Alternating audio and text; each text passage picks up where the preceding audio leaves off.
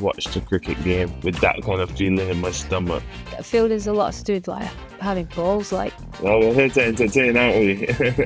That was 80,000 and Katy Perry was playing. I was like, Jesus.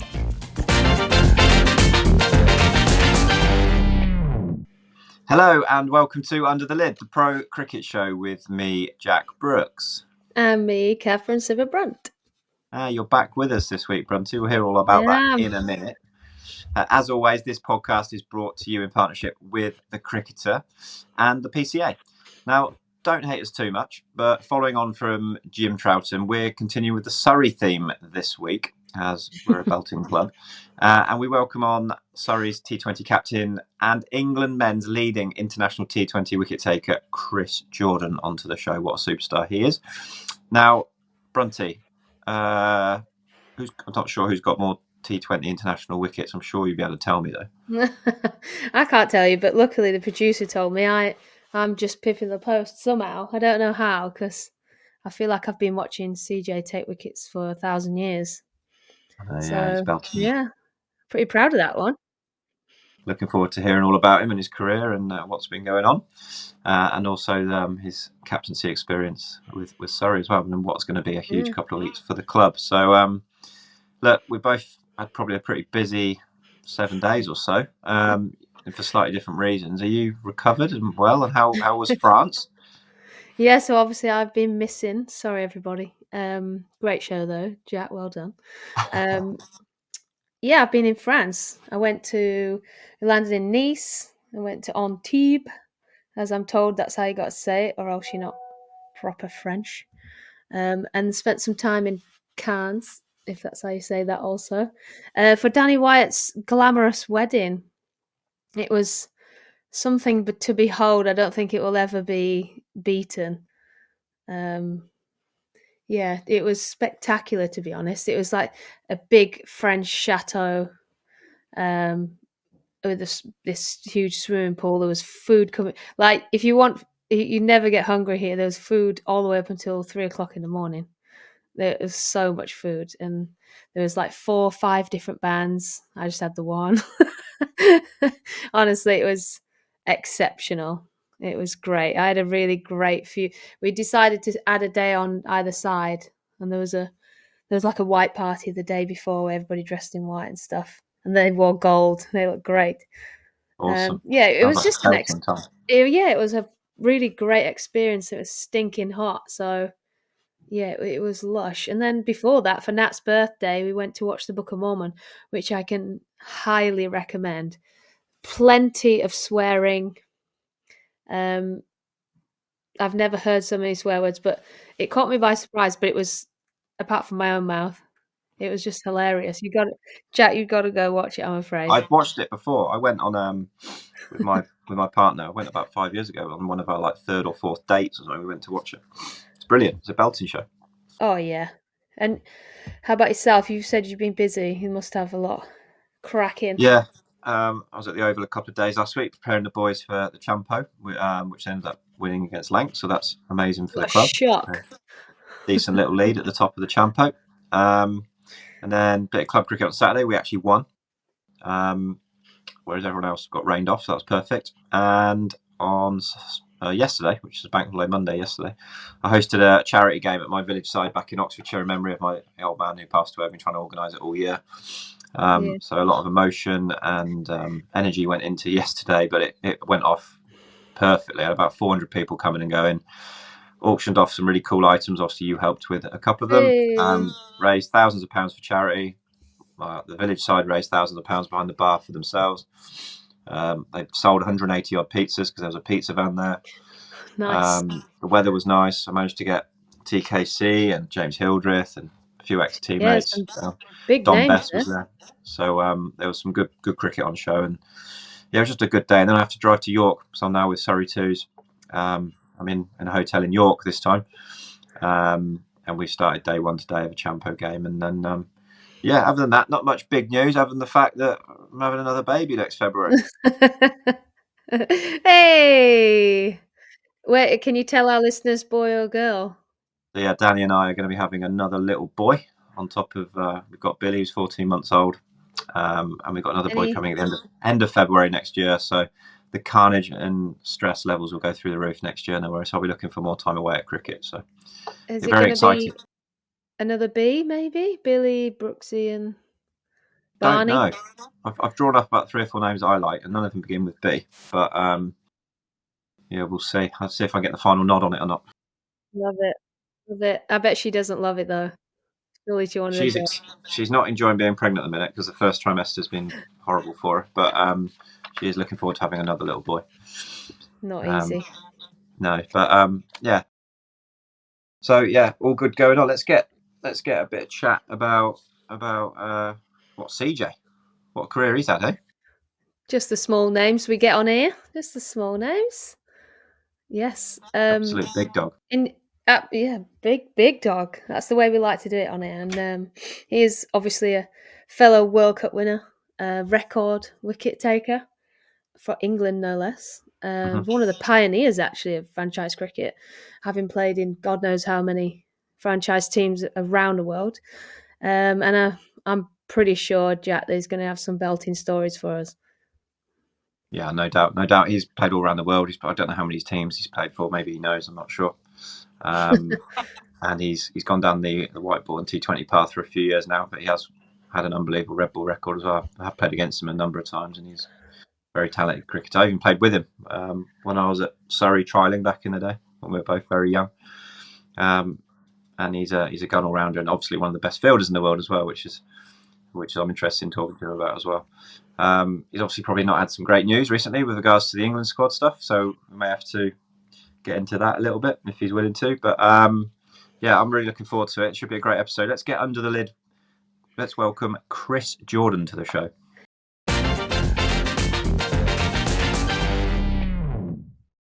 Yes, guys. How are you? Here he is. Hello, legend. You're okay, mate? Thanks for coming on. Very good, very good. Thank you for having me. No worries, mate. No Are you worries. also in a hotel room? No, not quite. I'm actually at home. Back in it's home, isn't it? Yeah, I'm just in home at the minute.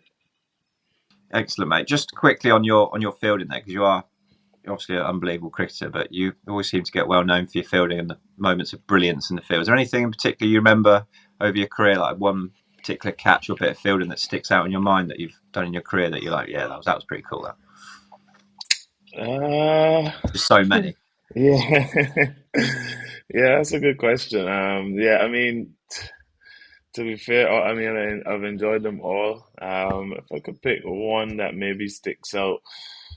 Well, to be fair, in the end, catch actually didn't go to me. But we were playing a series in India, T20 series, and Rash was bowling to Sky Surya Kumar Yadav, and he kind of hit the ball. So I was at long on, and Jason Roy was at deep mid wicket, and I reckon obviously it was a gunshot, and I reckon it was probably smack bang in the middle of us. And it was actually going for six. And I obviously just got on my bike, sprinted around, and like kind of plucked it out of the air one-handed. But I was about to go over the rope, so I had to toss it to Jace. But obviously, due to the ground that I made up, then plucking it one-handed and then tossing it to him. When you look back on the footage, he's just taking the catch very nonchalantly and like almost laughing to himself, almost as though I can't believe he's just done that sort of thing. Then I kind of look across the long off and Stokes, he's in disbelief as well. So yeah, I guess it's one of them ones where the catch didn't actually go down in my name, but yeah, I kind of wish it did. It's shocking that we all know the truth.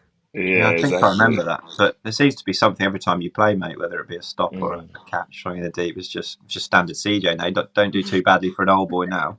Is it just for our listeners or anyone young or interested in cricket? Is it something that you've really had to work on, or you're just naturally obviously a really good athlete, good hands, or is it something that you've actually taken pride in and thought, no, I'm going to try and make myself very, very top level? No, I think it's something that I definitely have worked on a lot over the years, but I think it came about through a lot of I played a lot of different sports when I was a kid. I played a lot of tennis, basketball, hockey, football. And I feel like having played all those sports that do require good hand-eye coordination and just coordination in general with feet and movement and stuff like that. I kind of naturally developed it over a period of time. And then, yeah, my cricket coach at school, yeah, he used to really drill us and train us in terms of catching and a lot of the outfields in the Caribbean when I was growing up, they weren't the best, you know. So you actually, so the ball might be coming to you and like it's bobbling crazy. So you really had to like trust your hands and be really sure about your hands and stuff. So I feel like a combination of those things from a natural point of view is what sort of got me going. And then after that, just being really like curious and intrigued about how much better I can get and the things that actually I'm doing that makes me obviously catch so well and stuff like that. I started to tap into that a lot more and just understanding yeah, your craft and stuff over a period of time and just putting those reps in, I guess. Mm. Yeah, you got to have.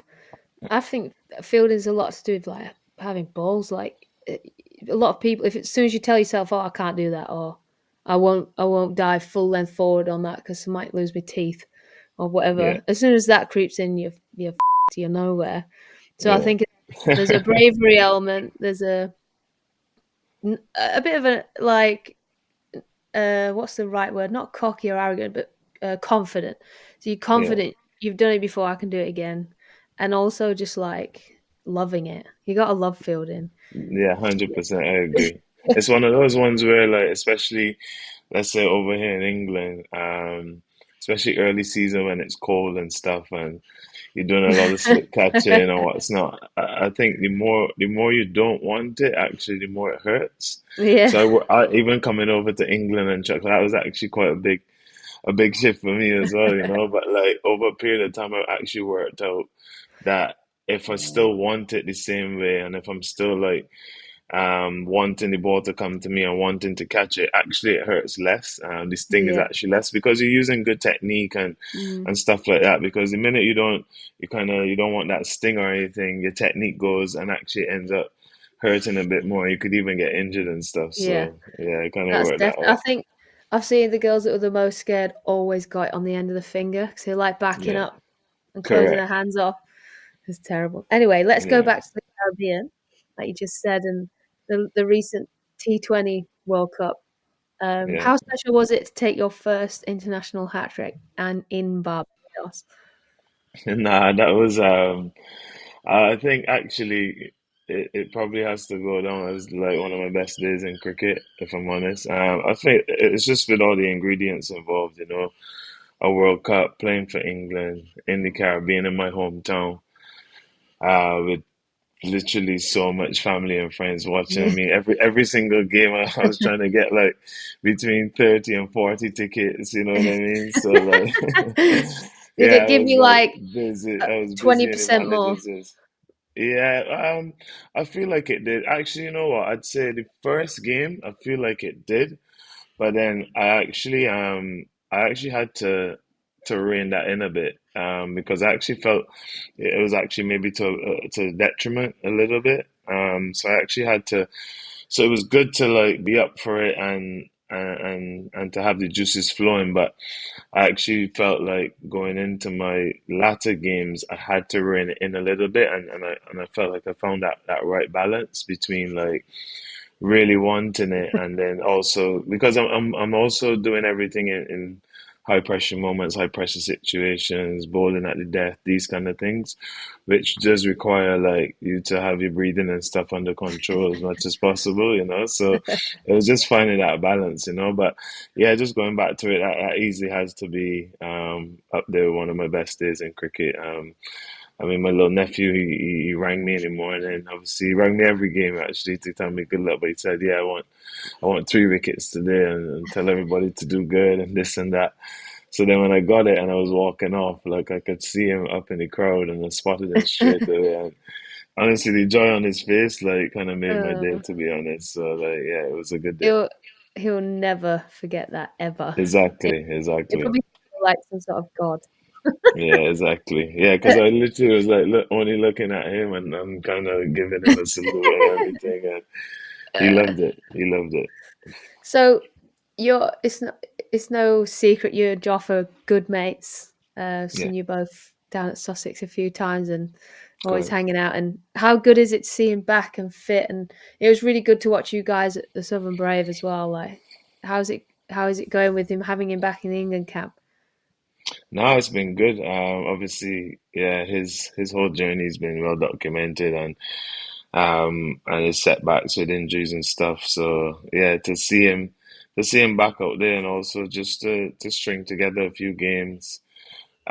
Even because I mean, obviously he would have had the elbow injury, the back injury, but even if he was fully fit as a fast bowler, as Jack knows, like he's just always carrying something, or always bowling with something, and as you know as well. So, um, so like when he was coming back and stuff, obviously had maybe even one or two natural fast bowling niggles, but to obviously get to that mental barrier and almost keep going and keep stringing those games together and what's not. It was really good for to see that from him, and also to be out there on the field with him again is always a joy, and it's good fun. So it's good Yeah. good to have him back. Good to see you bossing around as well at Southern Brave. Yeah, Tell him how it's done. I you didn't honestly. noticed, you noticed. I noticed he looked a bit maunchy about it. To be fair, um, I was watching that the Eliminator, and was it the Eliminator? And he bowled Super the five. Super over, yeah, Yeah. Super Five, and I honestly I would have put so much money on you doing it. So Yeah, it that was was a to be big fair, deal. it was a bit of a toss up. And like I mean, to be fair, me, him, or even Tamal could have bowled it for sure. When we got in the huddle, um, Vinci already know I wanted it. Joff definitely wanted it as well. But I think it happened nicely in the end. He bowled the over and I batted the over, so it Yeah, all you worked out, batted you really know. well. How did you get the It nod all to worked. bat, CJ? How did you get the nod? You just like, I'm getting my hands on Um, cricket. well, I mean, obviously, I guess once you're within the group and stuff, and I think actually sometimes it's a bit of gut feel on the day. So, in our batting innings, we actually probably struggled a little bit, and right at the end of the innings, I obviously came out and I hit a couple of bombs. So, I feel like from that point of view, maybe I got the nod as well, and obviously Polly's Polly. So, yeah, I love Polly. Back on the yeah. World Cup, you obviously placed not where you would have liked as a team, and I don't know if you knew about any of the like criticism around it, or if you guys don't pay attention to that. I mean, I never used to. It's just a load of Mhm. noise. But how did it feel not to make the final this time? Because you guys were good. Yeah, definitely disappointed. Obviously, we left home with one goal in mind. A bit similar to 2 years ago in Australia. We left home with one goal in mind, and obviously you start the tournament, and you have a bit of a rain interrupted game. You have to split 2 points that you felt probably looking at the fixtures, you probably want to take those 2 points off Scotland initially. So Yeah. yeah, we go into the Australia game with 1 point. Australia game can always be a 50-50 game just because of the nature of the two teams and T20 cricket. Obviously, we lose that, and then yeah, going into the last couple of group games, you have to win, and not just win, you have to win pretty well. So I felt like after the initial start going into the last two games that we had to win against Oman and Namibia, I felt like it really gave us a real clear direction and a real clear way in which actually we had to play the rest of the tournament. Obviously, we were up against it.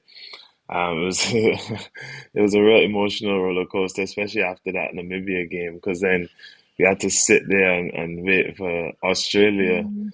to beat Scotland, and at so much points in that game, I feel like a lot of us felt like it wasn't going to happen. I actually, when I think back on it, I've never watched a cricket game with that kind of feeling in my stomach. ever in my life, like because it's all on the line. And then at one point, like you felt like Australia was starting to block it and all sorts of stuff was going on, Yeah, like. And then obviously they get over the line in the end, and it's a bit of relief because obviously you're not going home. And then we get into the Super Eight. So yeah, we did get on a little bit of a roll. And yeah, obviously in the end we probably lost to the best team in the tournament. It was quite tough conditions to bat in second innings in that semi-final, and yeah, India were thoroughly deserving of the win. So, but it was a real emotional roller coaster, I must say. But in terms of like the kind of criticism or whatever, you kind of hear it, you kind of don't hear it. Me myself, I don't really read too much or listen too much, but the way how everything is set up these days, it's impossible not to. But you just try and block it out and kind of lean on the strength within the group and trying to be as tight as a group as possible, And I felt like we did that pretty well to even make it as far as we did as well. yeah, Yeah, for sure, mate. You mean you say it's an emotional roller coaster being part of it, watching it for fans or for people like us back home, mate, keeping us on the edge of our seats. Well, we're here to entertain, aren't we? It's almost like this England team are almost at their best with backs against the wall when you've got to go and win. It's almost like you put even better performances in. And obviously it was disappointing in the end how it ended up, but there was a lot of good stuff to come out of it, I'm sure, as well. Now, obviously, some big news has come out the last couple of days, and it's not life or death, but it's obviously going to be very disappointing for you. And the England white ball squad for the summer against Australia, there's no Chris Jordan in the white ball squad for probably the first time in a long time. Now, boo. how are you feeling, mate? As someone that's been involved for obviously a long time, I'm not saying anything's set in stone, but where's your head at the minute with it? I'm actually really calm with it at the minute. Obviously, when things like that do happen, you do have good conversations with obviously decision makers and what's not. And it's one of those things where obviously with experience and stuff, you understand the transition of things and a lot of planning and stuff goes into next cycles, World Cups, these kind of things in terms of the forward thinking from the powers that be. So from that point of view, I mean, I always knew even after the World Cup, things could possibly start to head in that direction. It doesn't mean that like by any means the door is shut because for me personally, I feel like I'm getting fitter. I feel like my pace is continuing to go up. I'm batting better. I'm fielding better. So just on my entire game, it's not dipping off. If anything, Mm. it's going the other way. And yeah, I'm still hearing around the field, up and down, covering. Yeah, I mean, on average per T20 game, I probably cover close to 7 to 8K a game. Like so. Even these kind of things and my recovery and all these kind of things, I still feel really good within myself. So for me, it's about just continuing to enjoy my cricket. And I give the team and the boys as much support as possible from whichever distance I am. But I had good conversations with the selectors and powers may be, so I fully understand kind of the current situation of the squad. Wish I could understand. I honestly I agree with everything you've just said. Watching you in the 100, Hmm. like let's be honest, the 100 is the same. Like we're talking 20 balls, and if anything, it makes you even but like it puts you on show for short format stuff even more, like because you've got even less Hmm. time. So I don't know, just the way you were, your temperament, the way you led, your batting was for me definitely better. Fielding's never questionable, like it's just a top draw. And then your bowling, I I appreciate it. reckon you were on average a couple mile an hour quicker, just like Yeah. throughout. You must have felt strong, and at 35, you're not showing any any signs of slowing down, mate. I'm actually a bit gutted for you and myself because that means I don't get to watch you. But yeah, I I don't know. appreciate that. I wish you could share the reasons with me because I can't understand why. No, I think no. To be honest, I think we just leave it at that. To be honest, like it's one of those ones where yeah. within any organization, within anything, decisions have to be made, and everyone can't be kept happy, you know. So it's one of those things. So we keep moving. It doesn't change my tempo. It doesn't change my mindset by any stretch. I've always maintained that. Um, yeah, England cricket and playing international cricket always comes first and foremost for me because I always believe that as long as you're playing international cricket and you're striving for those standards, like all the other stuff will take care of itself, you know, whether it's franchise, whether it's opportunities, all these things. But if you're constantly striving for that standard, which I'll definitely won't dip, then everything else will take care of itself, you It's Great too attitude. mature for me. Can't handle know. That's why he's it. captain. That's why he's a captain. So your full focus now turns back to Surrey. You've got a massive Yeah. quarter final coming up in was it a week's time, 10 days time? I don't even know what the date is off the top of my head. And then hopefully get to finals day. What around that? Without the England stuff now, is that just you done for the summer? Are you thinking of putting your feet up, or is there irons in the fire, or have you had not a chance to Yeah, think? I mean, well, that's just it. I mean, the nature of the game these days, so many different opportunities can pop up at any time. So it's just about being ready. But um, who knows? There might be a CPL opportunity that might crop up after that. But to be honest, my focus is actually, as you just said, like that quarterfinal first and foremost, because we have to win that to earn our spot on finals day. So literally. Durham is my only focus right now. Tuesday, I'm just trying to, yeah, get everything as close to right as possible in terms of planning, tactics, energy, mindset, everything, you know. So that's my focus. Nice. That's why Yeah. they pay him the big dollar. Oh, God. I wish I played with Surrey. Yeah. Now you'd love it. Actually, Jack's repping with the Surrey colours. Yeah. I'm repping with the Surrey colours in my own way as well. Take Time it that. Get a off. little bit of brown in there. You're repping a little bit as well, to be fair, with your cap. Oh So, no. She's married. She's married to Surrey now, isn't she? So you Yeah, I guys yeah, are. am. exactly, exactly. Always some kind of association, you know. Oh, Surrey's everywhere. Mm. You're up, Um, Brunty. yeah, all good. Sorry, I was just enjoying the chat. Um, so you've obviously been part of England's limited overs success over the recent years, which is great. Um, and your memories of winning the 2022 T20 World Cup in Australia and beating Pakistan in the final, Mm. like, whoa, how special to win a World Cup compared to anything else you've ever achieved. Like you've played so much. That's Mm. just like one moment in time, and that hat trick in Barbados with your nephew. That's pretty epic. But what about that? Yeah, that's what I was saying. It was a tough one to like even, but if I go with I guess as I said, those ingredients with that feeling in Barbados. But obviously, a couple of years before, again, when we left here, we left here with one goal in mind, and again, that was a tournament where it could have gone either way at different times, and we were back up against the wall at different times. I actually didn't play a game until the semi-final, actually, because I'd injured my finger just before we went to Pakistan, just before we actually went to Australia. So yeah, coming back in, obviously, naturally, one or two guys can come in and do well. So yeah, I kind of probably lost my place at that point, in that moment, but not within the squad, but within the 11.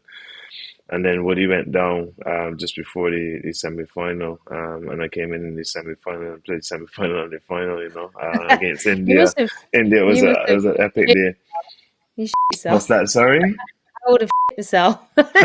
Just like, Yeah, welcome to the semi final. yeah. Nah, that's the thing. Like, you know, I mean, like throughout my entire career, like it's just like I always just told myself, like, just give me an opportunity, you know, and I'll take it from there.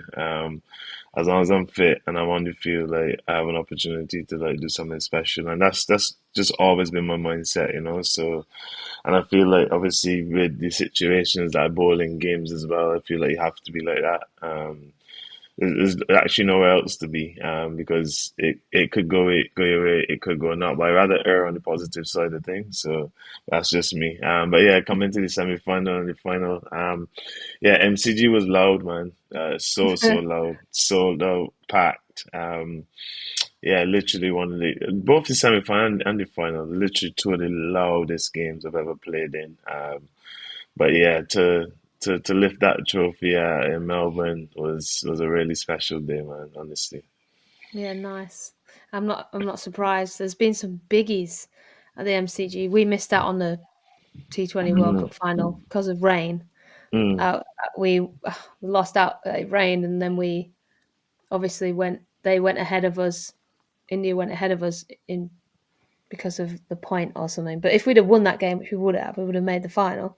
And 100%. it was that was 80,000, and Katy Perry was playing. I was like, Yeah, Jesus yeah. Christ, how could you miss out on a moment like that because of frigging rain? Yeah.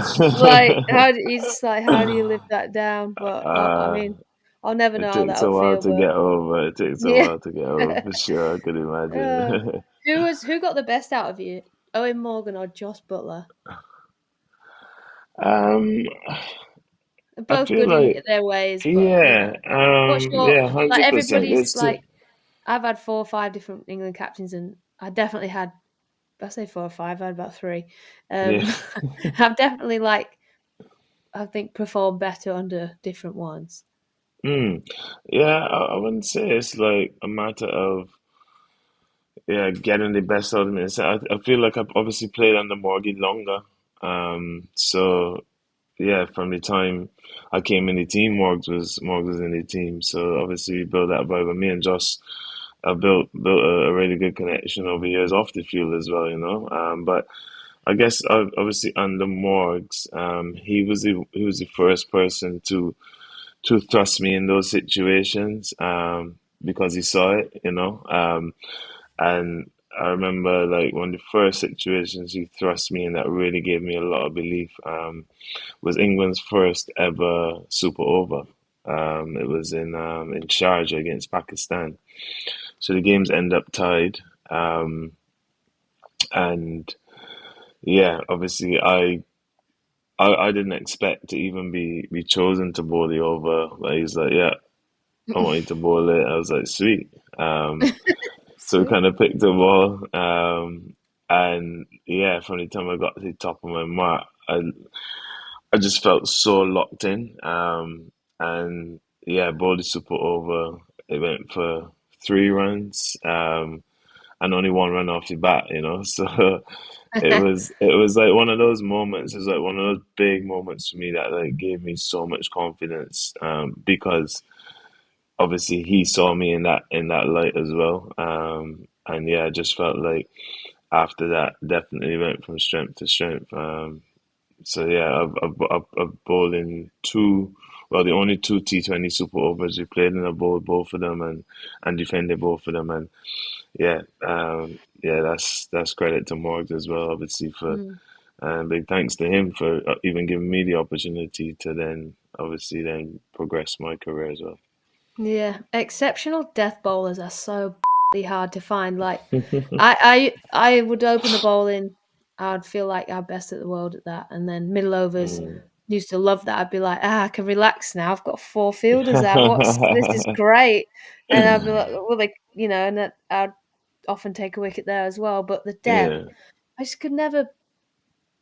I don't know. It's just could never really nail it. I was always done all Mm. right, but I couldn't nail it. Like I've never. I don't think Mm. I've ever come across an England death bowler quite like yourself. Like you inspired me to want to be better at it, and but it was kind of too late for me. And by then, like it's you got to do this young and Yeah. like rep it for 1,000 years. But yeah, I'm not sure I've seen anyone better at that job when they're honed in and on it like yourself. And actually, I think you've inspired people like Joff and Tamal and Sam to be better at Mm. that.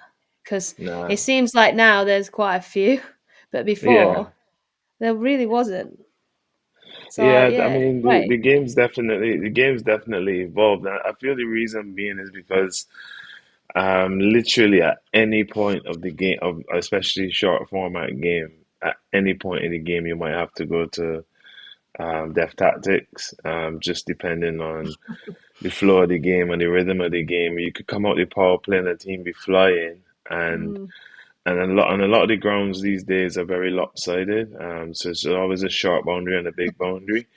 So yeah. the having to defend the short boundary, just consistently bowling length doesn't work all the time, Yeah. especially on good pitches. So I feel like due to those type of reasons is why a lot more guys have developed those def bowling skills, and they're necessary Yeah. because I say you can come out the power play and a team might be 70 without loss, and the only way to stem that flow is by actually going to def tactics, where Yeah. I don't know, you can get six singles or even over just go for 8 runs, and just Yeah. stop the momentum a little bit and stuff. So I feel like for those reasons is why you're seeing like a lot more people evolving in that area of the game.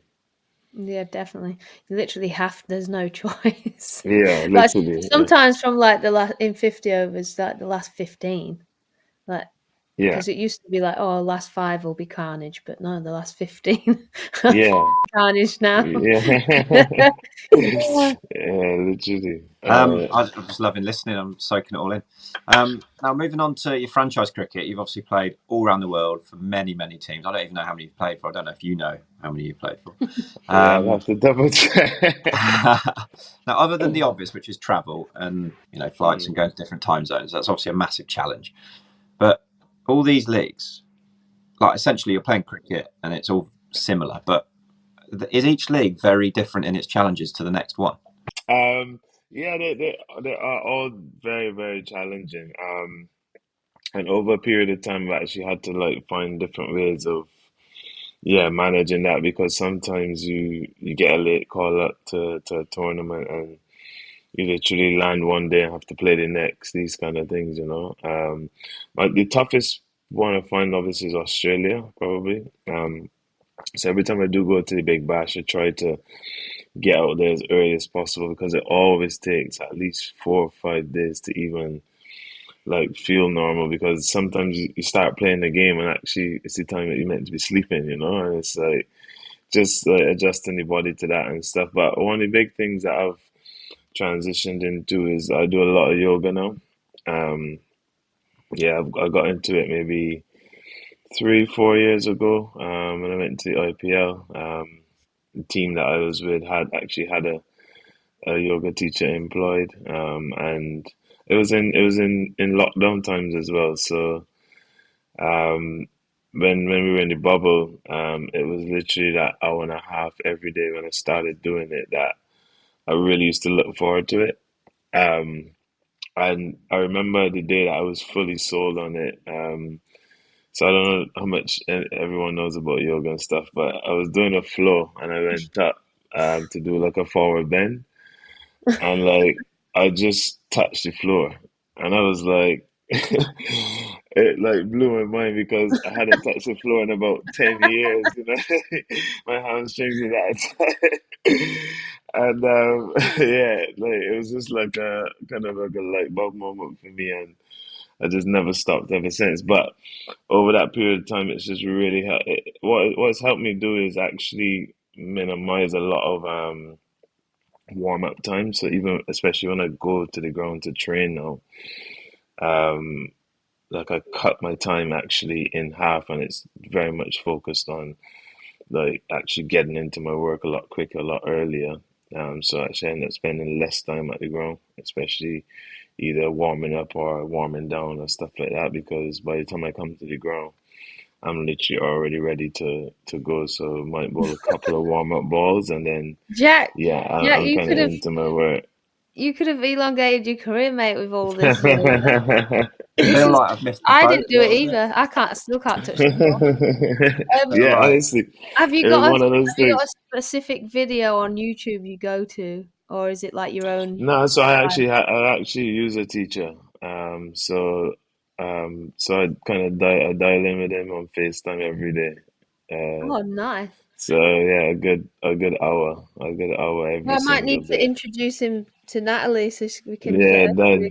that's too easy. He's always ready to find new clients as well, you know. Nice. No, but he really enjoys his craft and his art and his work, and I feel like I obviously feed off that as well, you know. But it's honestly been a huge game changer for me. You can plug him on here, you know. Yeah, should I introduce him? So we all That'd do a be session. Yoga will extend your career, 100%. Yeah, party. but it's one of those things where even when you do start it, you can't like kind of just use that because it's that understanding. Because actually, the more flexible you get, you actually have to keep your gym work and stuff like really stay on top of that because even though you get flexible, you can still get injured because you then need strength within that range, you know. So you kind of have to still be doing your yoga and your gym stuff like combined so that you can like kind of maintain the strength within that range because just flexibility, you could still end up injured. True. There we go. You learn something new every day. I'm still learning. Tired old kid. So you said you probably struggled most with the Big Bash. And whenever I've been to Australia, it takes me 4 or 5 days to get over jet lag over there. I know what Yeah. you mean with that. Is there anywhere, or is it still the IPL? Is that still the most preferred, or is there actually? I really enjoyed that tournament, whether it be T10 or T20. You know what? It's a very tough one to say because they're all very different. And I think that's what kind of keeps you going with it because you look forward to different things within each tournament. You enjoy different things in each tournament. Each tournament and each country really isn't the same. So it's a really tough one to say, oh, this one over this one or whatever the case may be because I actually genuinely enjoy all of them equally for different reasons. So if I go to, I don't know, Pakistan or whatever. Actually, in Pakistan, there's not much leaving the hotel, these kind of things. So actually, I use that opportunity to get extra rest, you know. So I enjoy that part of it. And then if I go to Australia, actually getting up early in the morning and catching that morning sun and going for coffee and stuff, enjoy that as well. So everything is kind of has its moments, and I kind of enjoy all of them for very various reasons. So it's tough to pinpoint one for sure. Yeah, fair enough, mate. And with the challenges with balancing international cricket and the franchise cricket, do you have to map out a year ahead or months ahead? Like, how do you go about it? Because there's some people over the last sort of 12, 18 months have actually stopped playing international cricket or said, no, I'm not playing that series because I want to go and play in a franchise instead. Like, I don't think that's Mm. something you've done necessarily. Yeah, But yeah, it's clearly a big challenge. You've got to map out. You don't just go, I'll wake up and go, oh, next week, what am I doing? No, you must yeah, map out quite far ahead. yeah. You can map out, but that's what I was saying earlier. Like for me, I'd always play international cricket first.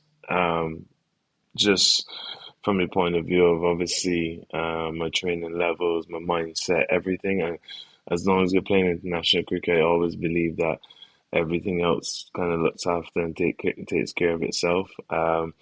So it's a balance. I mean, if you have like a multi-year contract with a particular franchise, then you can map out from a little ways out. But it's actually quite tough because yeah, the tournaments are quite short and you could end up playing for a different team each year as well, just depending on the dynamics. Because I mean, coaches change, players change, captains change, and everyone might have different ideas at different times, you know. So you really have to stay in the moment, and yeah, just take care of the now as much as possible, and just trust that right once your body's in good order, your mind's in good order, that everything else will kind of fall into place, really. Nice. Staying on franchise cricket, let's go back to the 100. Mm, We obviously talked about the Super Five and your sort of journey to the final, but how like sick was it to lose the final at Lords? Like it was such a good day, wasn't it? I was part of the whole weekend, and yeah. it was like nobody deserved to lose. Was it just horrific? That was a tough one for Yeah. sure.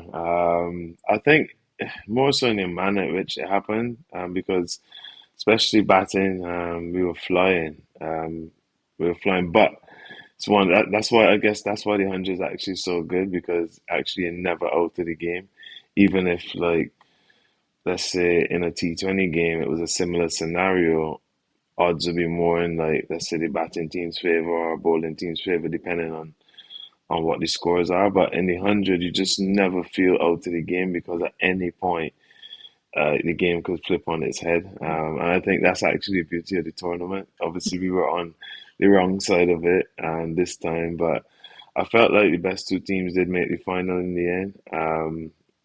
I thought the best three teams made kind of the playoffs in a sense. Felt like Birmingham had a really good balanced team, well led by Mo. They were really, and some good young players in there as well, some good overseas bowlers. They had a really good mix, well coached as well. I felt obviously Oval Invincibles, a well-oiled machine. They obviously won it the year before, and ourselves, we've always been there or thereabouts. We definitely have good hundred pedigree. I feel like most years we're there or thereabouts. Either we'll make the eliminator or the final. We won the first ever one as well, but yeah, to lose it in the manner we did was a tough one to take. It took me a couple of days to get over, if I'm being honest. Yeah, because I mean, especially when you really get close and affiliated to a franchise, and you really start to because you're playing for something special as well. We definitely took a couple of days to get over it, but obviously, congratulations fully to Oval Invincibles because yeah, they definitely deserve to win. Yeah, But yeah, I it was a remember. tough day. I remember there being three. Well, you said it can just turn on its head at a moment's notice. There was like three moments for me in that tournament that were ridiculous. One was Pollard hitting five sixes.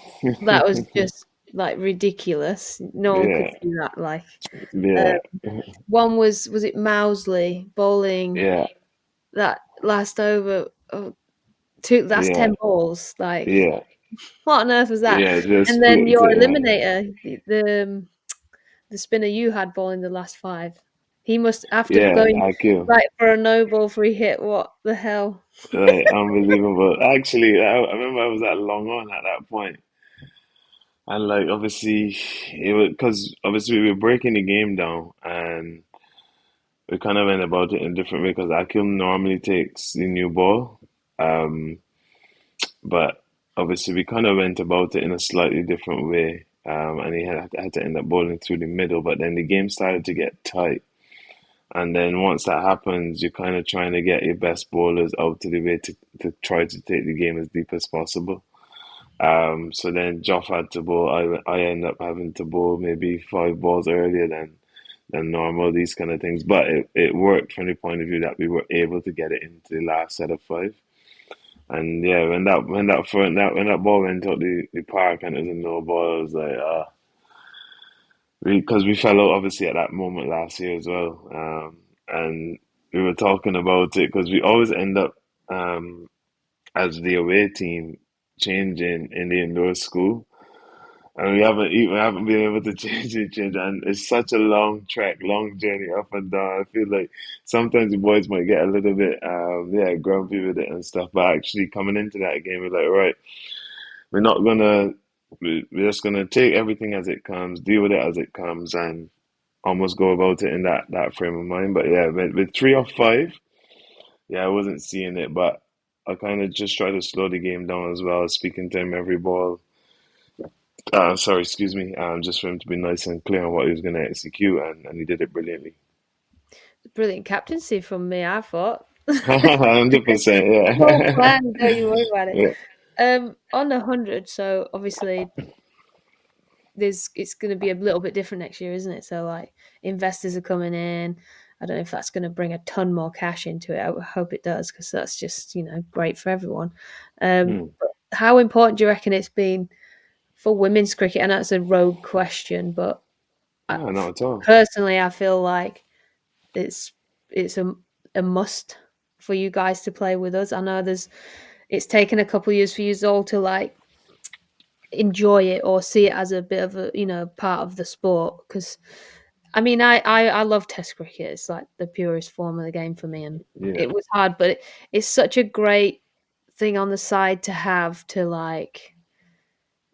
It does help you with your game, and it helps you get out. I used to enjoy that environment a lot. It's a different environment. You get to meet different people Mm. from all over the world, not only just in the same country, but it was that extra bit of money as well. It's like that really big bulk for the girls, especially. It's a really big Mm. chunk of their year in those 3 weeks. So it's like, and we wouldn't be able to have this if it weren't off the back of the fellas and having those double headers and making it Mm.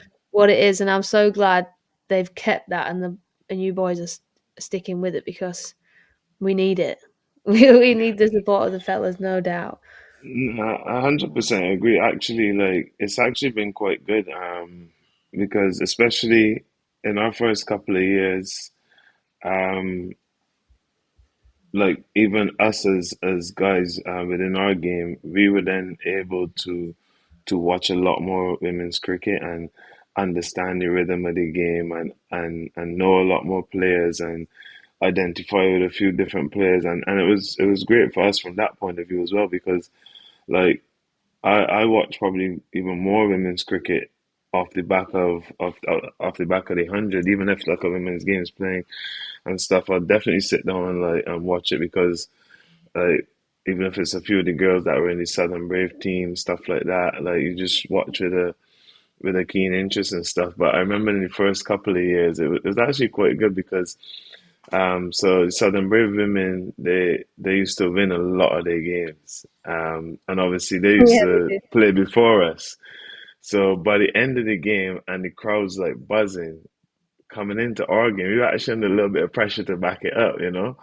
So Yeah. like it actually like it started to become like a like quite a nice feeling and quite like obviously a bit of a running joke as well because they used to blitz everyone and then we had to then come and try to back it up. So it actually gave Yeah. us like a little bit more motivation going into the games, to keep the crowd buzzing and to keep the crowd up to try to back up the women's performance, and try to win ourselves, you know. But it's quite good. I think it's a good format to be honest, and because it just allows the entire game to keep growing.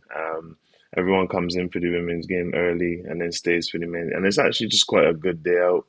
It's in the summer holidays, so the kids, the families, it's just a real solid day out to be honest, and Yeah. hopefully the format can continue. Yeah, Nice. classmate.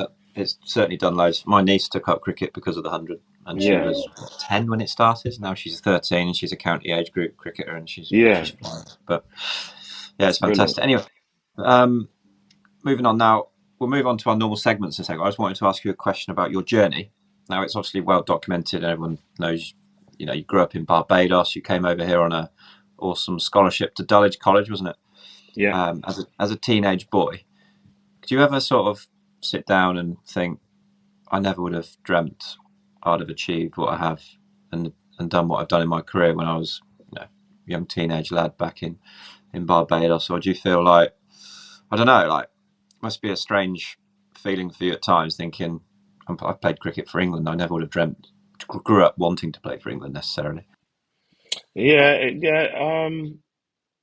it can be a strange feeling at times, but it's just like always just a good reminder for me, as well because even with the recent developments of even not making the team, if when I look at it, you told me that I would have played one game, let alone how many other games that I've played, I'd have taken it at that same exact moment, you know, because that was kind of my dream to play international cricket and to not only then play it but play it for as long as I have thus far, and then being able to develop my game and go and play franchise, all these kind of things. Like I just have to be grateful to be honest, and it's so much easier said than done, but especially in those moments where, as you say, I've just not been selected again. I actually have to go back there. Yeah, you do feel disappointed, but you also just give thanks and just be grateful. Actually, you did get the opportunity do such things. Yeah, because when I came over on a scholarship all those years ago, I didn't know exactly where my journey would have taken me, and to be where I am today, just grateful. Mate, I'm glad. Well, we're glad we've had you in the England team, mate. You've been a superstar over the years. Appreciate it. Now we've got some segments we always do on here each week. All Hopefully, right. you've been told by producers about. But we have a siren for this as well. The Cricket Archive guest stat alert. I've not been told, so you can't do it. Now you have taken 399 wickets in 2020 in domestic 2020s. I assume the most by any English bowler. You're ahead of Samit on 352 and Adil Rashid on 348. Is that a proud record you hold? Like, do you sit there and think, yeah, that's not bad? And when are you going to get your 400th quarter final next week? To be honest, I don't even know that stat. I did not even know that stat. Do this next week. Just do four, yeah. Give it the four. After taking four as well, Yeah. yeah. Yeah, I mean, yeah, that's the thing. I actually don't look at my stats too intricately, but yeah, it's quite a nice one actually to hold. Maybe I'll try and keep the gap now, at least It's a because big gap, 50 yeah. wickets. Yeah, but Rash takes him at a clip, man. So uh, Nah. he's always close by, you know. Now they've figured him out. Um, They're giving him. It gives it too much air. Having If he him doesn't do yoga, mate, he's not going to play as long as you. no, of course he will, man. Of course he will. He's a quality performer.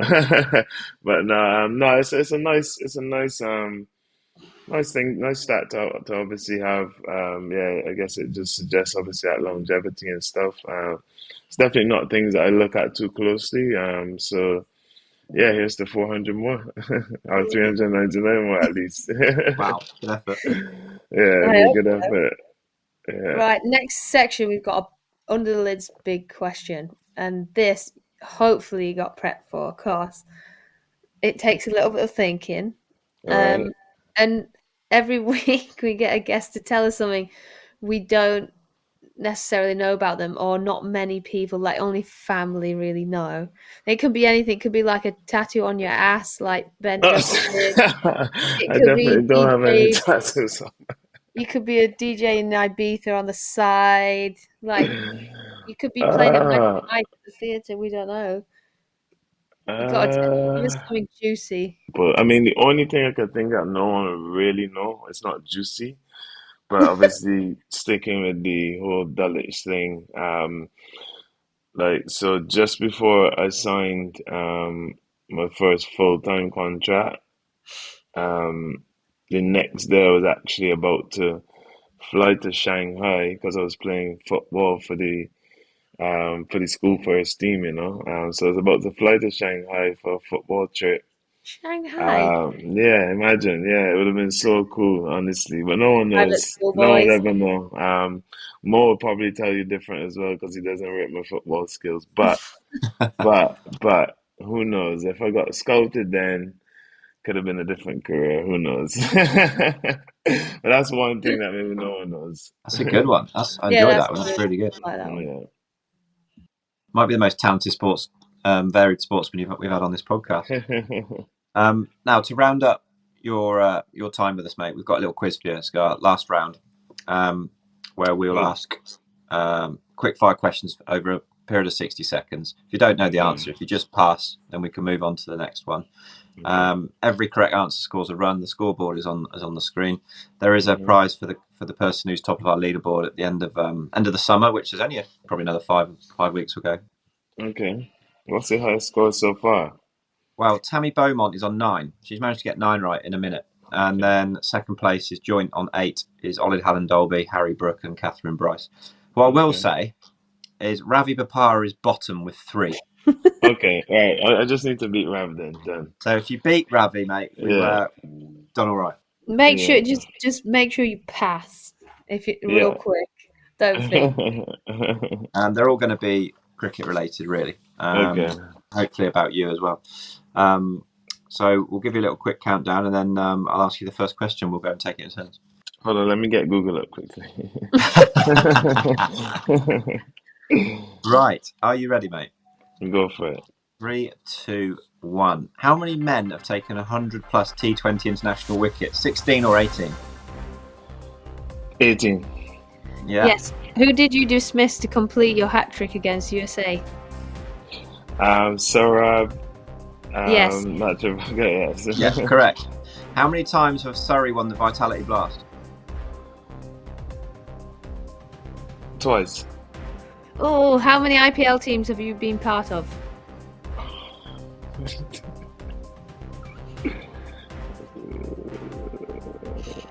6.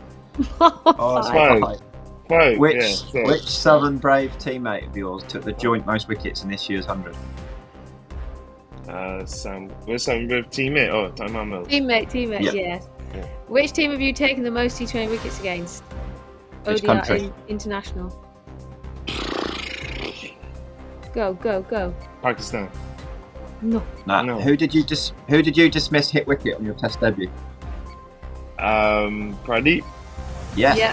What have you done more of in T20 cricket? Hit fours or taken catches? That's taking catches. Yeah. Surely. Yeah, correct. Nice one, I mate. beat Rav at least. You beat Rav. 189 catches compared to 153, and it was That's against crazy. India you've taken the most. India. Okay. World's I was best, thinking mate. India. Yeah. I So appreciate. I'll take that for sure.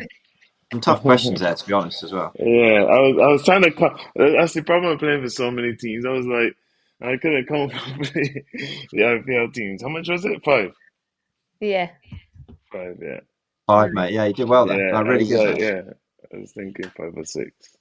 Mate, awesome. And awesome for coming on, mate. I appreciate that you're always a busy man and wanted by many people everywhere, and trying to get Oh, you in our good. schedule has been tough at times, but I appreciate you coming on, mate. It's been top draw. You'll be a quality listen for the people. I was really engaged and all over listening to you then, mate. So thanks for that. And No, good luck next week. Hopefully we'll cross paths soon at the Oval for sure. in our working capacity now as player-coach relationship. Exactly. Nah, thanks for having me, guys. It's been good fun, honestly. Yeah, it's been great, mate. Thank you.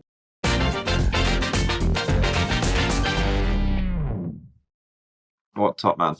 I could listen to him talk all night Yeah, because he's like, got views, his thoughts, how like he's changed with the times. He's one of the world's best performers, like you said as well. And you were in the 100 in terms of watching a lot of it and commentating.